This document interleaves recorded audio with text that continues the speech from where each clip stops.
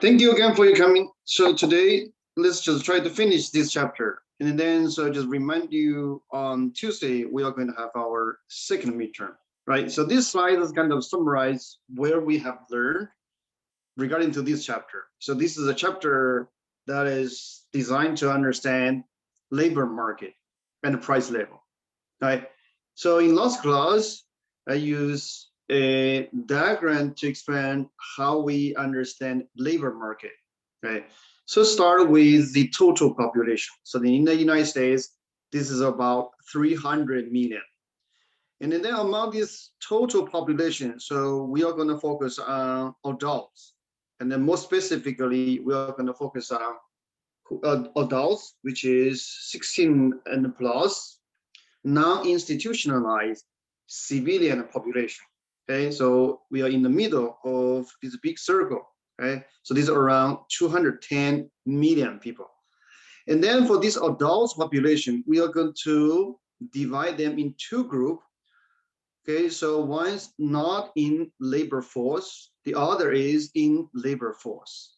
Okay, not in labor force, so essentially, so include those people who are not looking for a job, who don't have a job. Okay, and then so who are in labor force, we just categorize them in employed versus unemployed. Okay, and given this characterization, so we can look at unemployment rate, we can look at labor force participation rate, right? So unemployment rate essentially is a fraction of people who don't have a job inside labor force. And then labor force participation rate, which is a fraction of our adult population who are in labor force, right? And in last class, we have looked at a few examples to understand how we measure in labor force participation and how we measure in unemployment rate. And furthermore, we look at the pros and the cons of looking at unemployment rate, right? So unemployment rate, it is an important indicator. Like today, so usually, as I mentioned, usually Thursday, so the US government is going to report the job number. You know, it's like today, so the headline news says, so the initial unemployment claim drops to 3 months low. As an indicator, our economy is recovering well, right? But however, so the unemployment rate itself can have some problems. Right? It can either overstate the true level of unemployment or it can understate the true level of unemployment. Right? So we already explained that. So you may want to look at the notes. Okay, particularly, so why it may underestimate is because there are three types of workers or three types of unemployment issues that hasn't been included by the unemployment rate number, right? So this includes discouraged worker, marginally attached worker, and underemployed worker. Right. So we have seen these before. Now to summarize here, right? So unemployment rate is important, but it is not perfect. It doesn't measure in the quality of job or how well people are matched to their job. Okay? And so given this limitation, the economists also look at other indicators to complement unemployment rate. So this includes labor force participation rate, right? So this is used to offer some insight regarding to the fraction of people who may discourage, the fraction of people who may marginally attached. Now remember, so those workers won't show up in the unemployment rate number. But if we look at labor force participation rate, and then you're going to see, so those workers will reduce the labor force participation rate. Right. Now the second indicator we look at is number of full-time job. So that's used to offer insight regarding to how severe is the underemployment problem. And then lastly, we also look at average wage. So this is you should look at the quantity of job, right? And then here I give you a sense, so how the unemployment rate may not be a perfect indicator. So we look at 3 time period, 2007, 2010, and 2014. So at the far left, so you can see the overall unemployment rate. So there's a hump shape. So essentially 2010, so we are at the peak of the recession. Okay, and then so naturally, so the unemployment rate went up. But then after that, so the economy start to recover.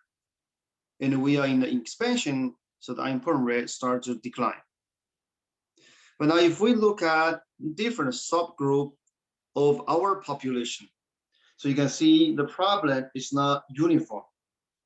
Okay? We start with African American, and you can see the number is uniformly higher than overall population. Now, if we look at age, and then more specifically, we look at white teenagers versus African American teenagers. So you notice two things. Teenager, so their unemployment problem is worse, and African American and a particular teenager, their unemployment problem is even worse than the other peers, right? But then you may wonder, so why should we care about teenagers' unemployment problem? So this is because, so in the U.S. labor market, so teenagers, so they get job, so those jobs is going to help them to build up skills and their relationships, so those will have long-lasting and a significant impact on their future labor market. So that's why economists pay attention to teenagers' unemployment rate as well. But from here, you can see, so the unemployment problem is not uniform. Okay. Now, the other things I want to show you again is the unemployment rate and recession. Okay, so we have here I show the data from 1978 to 2014, right? And so there are 5 episodes of recession, including 1980, right? Right, so there's another one. And then so in 1990, 2000, and 2007. Okay. So first, we should notice, so during recession, the unemployment rate shoot up. So this is uniformly true.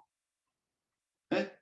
And secondly, after or at the worst day of the recession, the unemployment rate starts to decline. Okay, it starts to decline. Now, what is particular about our previous recession? Because now we are in a new recession.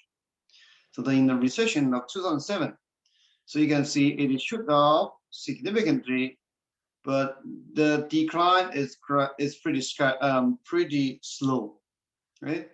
And then so we have a name for this recovery. It's called jobless recovery, which is a period in which the real GDP growth is positive, but unemployment rate is still rising. Okay. Now, in general, so if we look at long-term horizon, in general, so there is a relationship or there's a correlation between real GDP growth and changes in unemployment. So typically, so if real GDP grows, if real GDP growth is negative or declines, and then so unemployment rate will go up. Okay, and then why is that? This is largely because so during recession, so first the demand is weak. Okay, and then the business must shrink or must lay off, right? And secondly, so during recession, the business ability to generate new job will be limited. And so these two things is going to explain why the unemployment rate typically increase when GDP growth is negative. On the other hand, so when we experience GDP growth, like in this territory, and then so you should notice the unemployment rate will decline. Okay, so meaning we are in the expansion, right? Okay, so now we are going to look at different type of unemployment. So this is particularly important for us to understand why the national unemployment rate has never dropped below a significant positive number. In the US, this was close to 3%.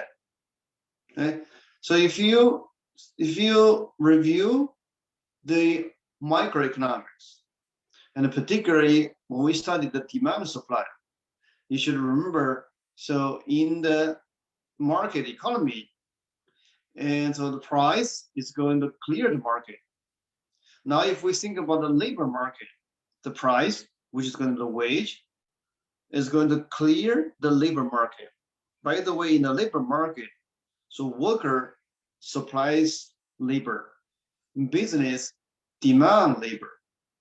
Okay, wage is going to be the price that helps to clear the market. And then in our principal micro, and we knew, so in a perfect competitive market, so eventually market is going to clear, meaning there will be no equilibrium unemployment. But now we need to understand why during the past 50 years, the national unemployment rate has never dropped below 2.9%. So this is true for US economy. So this is also true for world economy. Okay. So now the answer is, so among unemployment, there are three different types of unemployment. Okay. So it includes frictional, structural, and cyclical. Now let's go one by one. Okay. So to understand the three types of unemployment, first, we need to understand how the labor market works. Okay. So just imagine our economy is consists of three islands. Like this is one island, employed, unemployed, and not in labor force.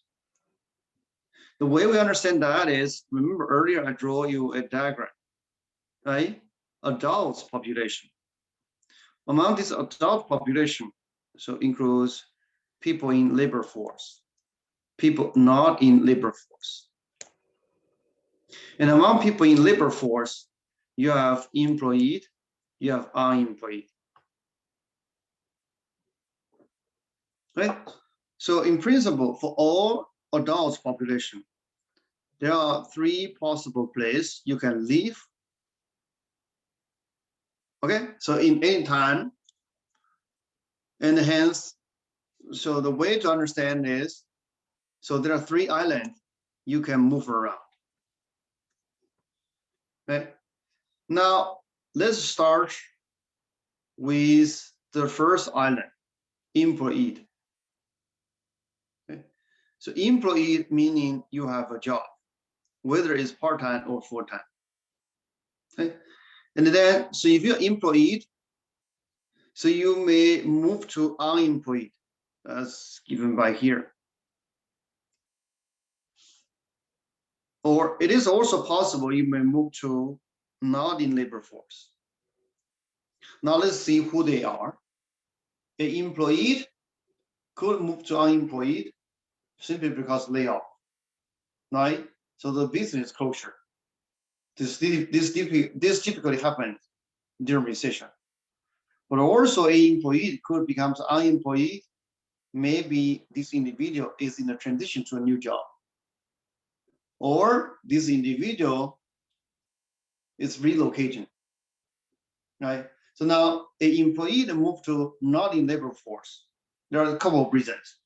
The main reason is retirement, okay? And then there are other reasons like, so during deep recession, some get discouraged. They just decide, I won't looking for a job anymore. Or maybe there are other people who lost a job or who intentionally so want to go to college or graduate school to get better education. Hence, they become not in labor force. Okay, so this flow and this flow. Now let's look at unemployed. For unemployed, so similarly, so they can flow to employed, or they can go to not in labor force.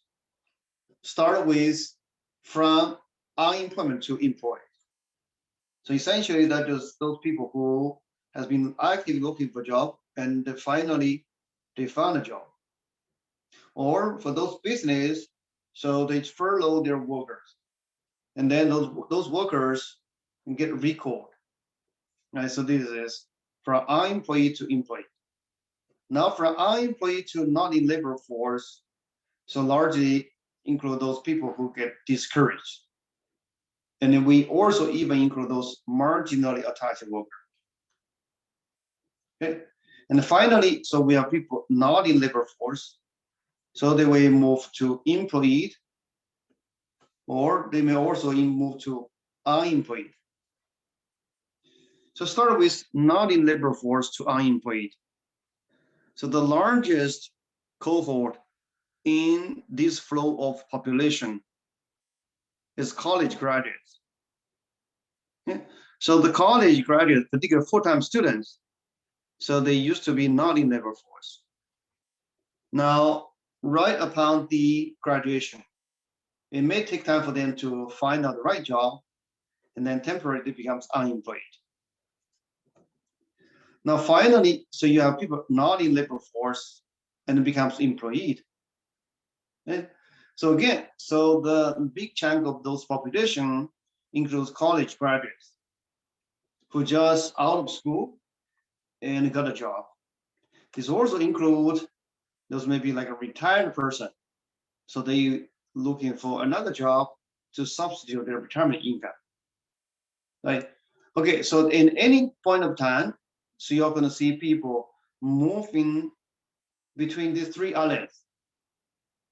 Okay, so now given this understanding, so now we are going to see the different type of unemployment. Okay, the first type is frictional unemployment. So this unemployment is caused by the time or the effort the worker spent in job search. Now just back to here. Think about people move from employee to unemployed. So they are looking for a better job or in a transition. Or think about people who are not in labor force and then becomes unemployed. Right? So those college students, again, it takes time. Right? So this is called frictional. Okay? Another way to understand this frictional unemployment is look at this picture. Right? So we have three individuals in our economy. Okay, and then it's going to take time for them to realize what is their comparative advantage and what is their passion. Or in other words, it's going to take time for them to realize what's my dream job, right? And the reason why it takes time is because there's a scarcity of information. So the scarcity of information comes from both supply and demand side. Supply side meaning so they need to find out what they are good at, what they are interested in. From the demand side, so they need to find out where is that job, right? Okay, so this called frictional unemployment is caused by scarcity of information. So that creates friction. Okay.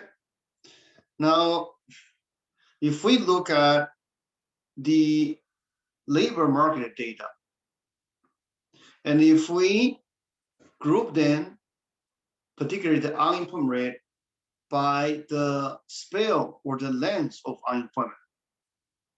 You can see almost a third of unemployment are less than 5 weeks.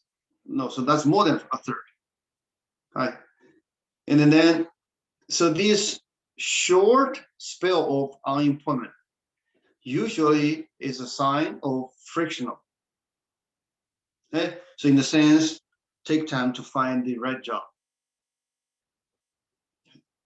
But certainly, so if we look at different recession or look at different point of time of our economy, so the composition of this duration will be different.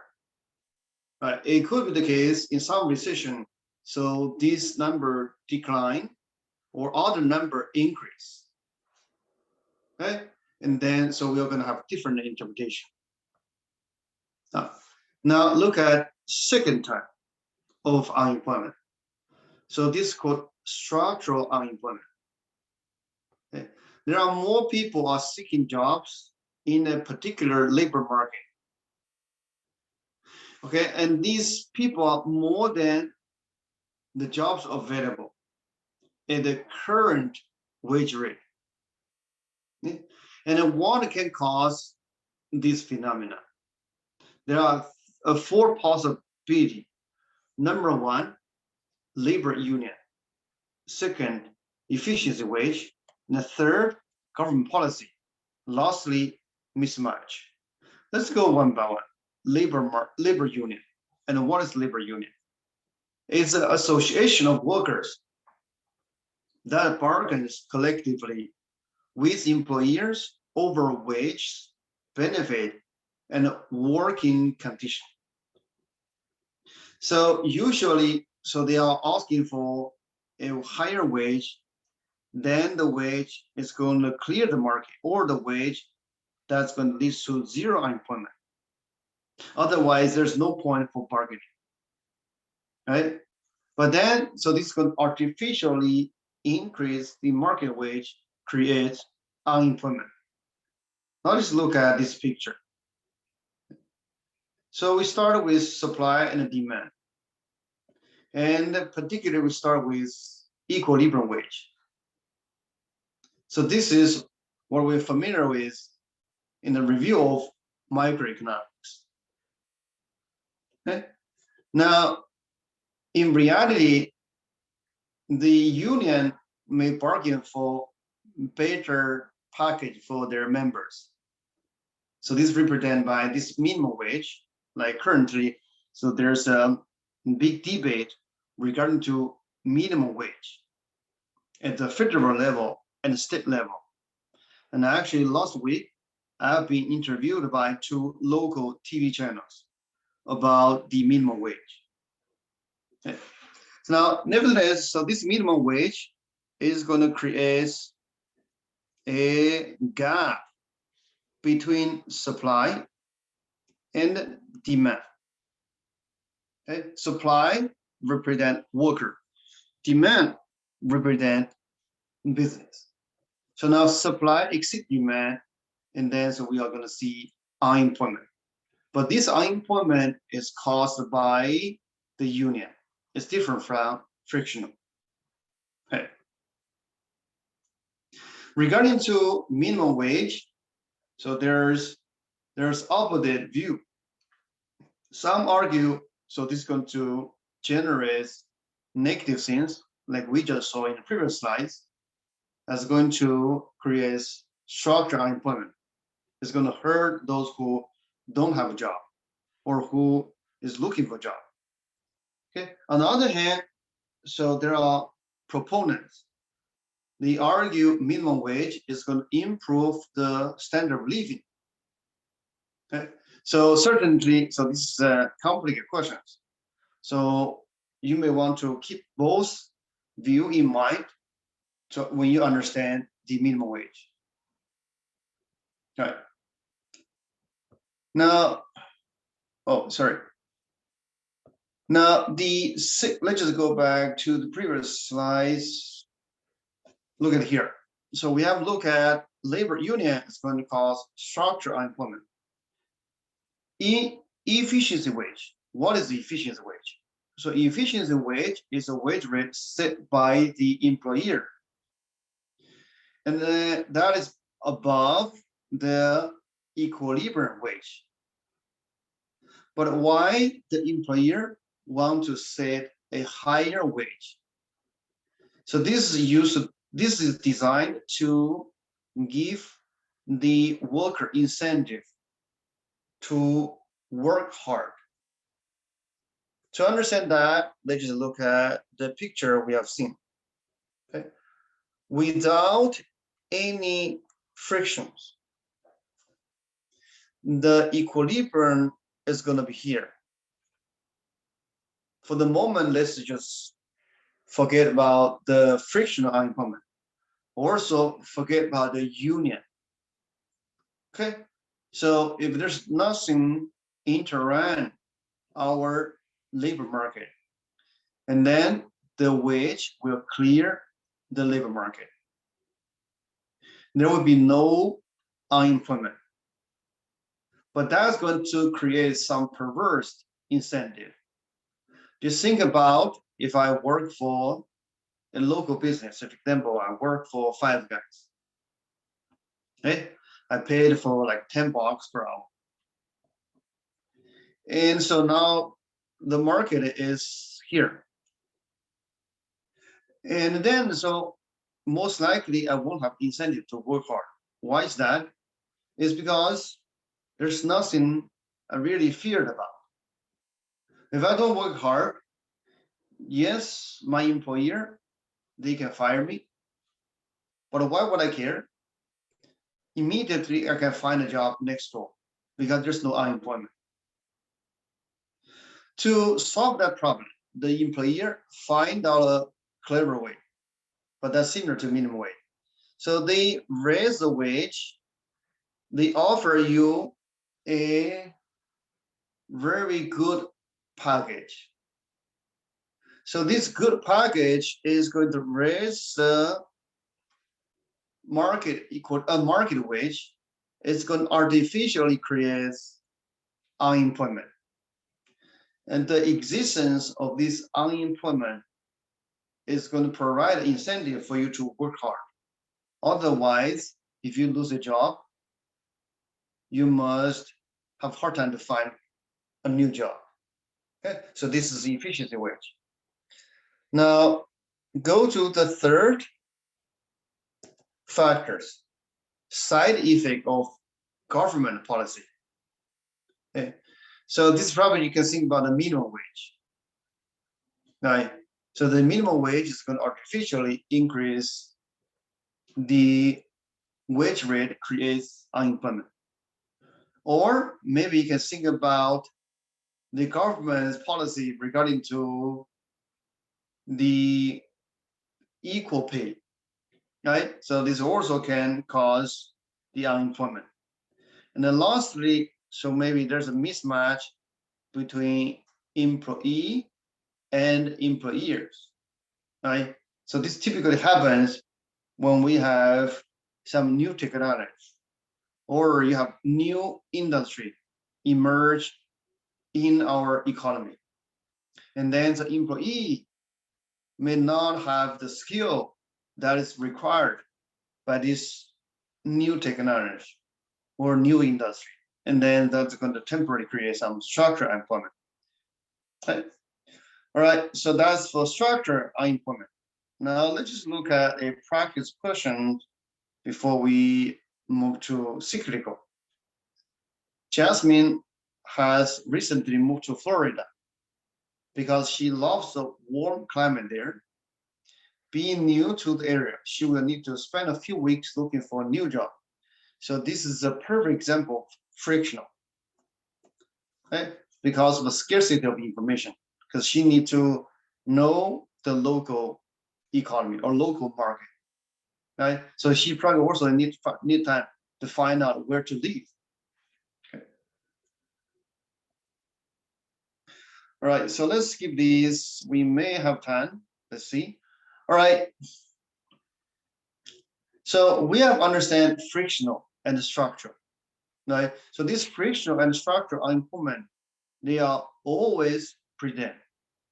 And so given they always been there, and so economists usually label them and put them together and called natural unemployment. It is natural in the sense, so because of the scarcity of the information, because the presence of government, and then because the human natural. Remember, so we talk about efficiency wage, right? And because of those things, so you really can't get rid of those type of unemployment. So that's why we call them natural. Okay, summarize: natural unemployment equal to frictional plus structural. Now, the actual unemployment most of the time will differ from natural unemployment. And then their difference is explained by cyclical. But then, so where does this cyclical unemployment coming from? Is coming from the fluctuation of our economy. Okay. So more specifically, so cyclical unemployment is unemployment correlated with the business cycle. Okay. Or other way to understand is a deviation from the natural rate. Okay. And usually when economy slowing down, and then so we have higher unemployment, or there are more cyclical unemployment for two reasons. Right? Reason number one, when GDP falls, firms lay off workers. Why? Because the demand is weak. So they can sell, or they produced, or some of their capacity is in idle. It's better to shrink by laying off workers. So that's their natural response.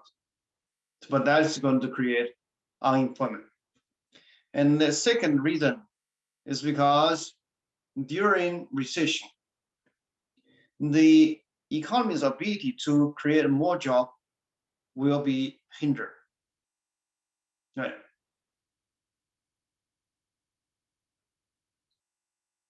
Okay. So given this understanding, so the lots of things we need to understand regarding this part is to understand what can cause the change in natural rate of unemployment. Because cyclical is largely associated with business cycle or fluctuation of our economy. For the natural rate of unemployment, they change with different things. So there are three possible factors can cause change in natural rate of unemployment. Okay. Number one, changes in characteristics of the labor force. Example, so we have a change in demographics, right? So in the US, so we have big change in demographics going on, which is the baby boomer generation return. Okay, so that's going to cause the natural rate of unemployment to change. Okay, so one way to understand that is, so the baby boomer generation, so they have different skill, okay, compared to newer generation. Now we are in a fast changing technology society, right? And then so the retirement of baby boomer generation may potentially reduce the natural rate of unemployment, okay, through the changes in structural unemployment. Now, second factor, change in labor market institution. So this includes union. If the union becomes strong, and then so you're going to see more structural unemployment. Okay, and so the other example, temporary agencies. So those agencies the government create to help worker find a job or help worker to get trained once they are unemployed. Okay? So that's going to reduce structural unemployment. And lastly, some new technology. Just think about how you find a job these days. In 10 or 20 years ago, so the way we find a job is to look at newspaper, and then we send our resume by mail.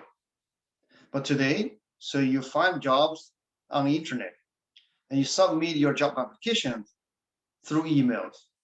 And you can even do interview at home via video chat. So those things are going to reduce friction on employment. Now, the third factor is changes in government policy, like job training program.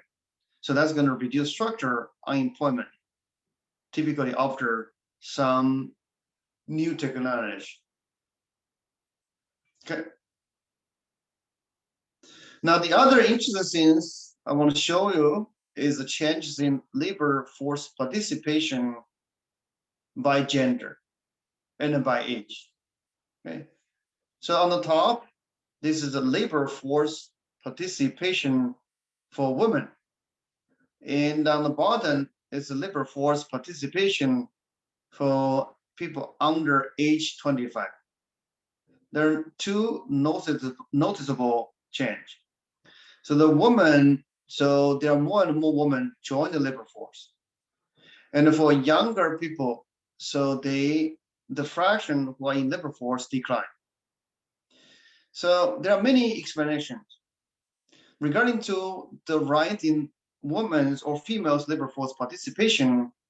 So one interesting explanation is that the home appliance or the new technology that introduced in typical family, like a vacuum, dishwashers, and a washing machines. So that increased the opportunities for women to stay at home. So that encouraged them to go out to looking for job. That expand the rise in labor force participation among female. Now, regarding to the decline in labor force participation among age under 25, largely because the IT, the introduction of information technology makes education more important. So people stay longer in school. Okay. All right, so let's look at one more practice question, and then we take a break. Which of the following statements is true? A, the natural rate of unemployment equals country's unemployment rate during recession. That's not. Natural rate equals unemployment rate during expansion. So this is same as A. C, the natural rate of unemployment is the sum of frictional and structural. That is correct. Okay. All right. So let's just take a quick break, and then so we are going to wrap up this chapter.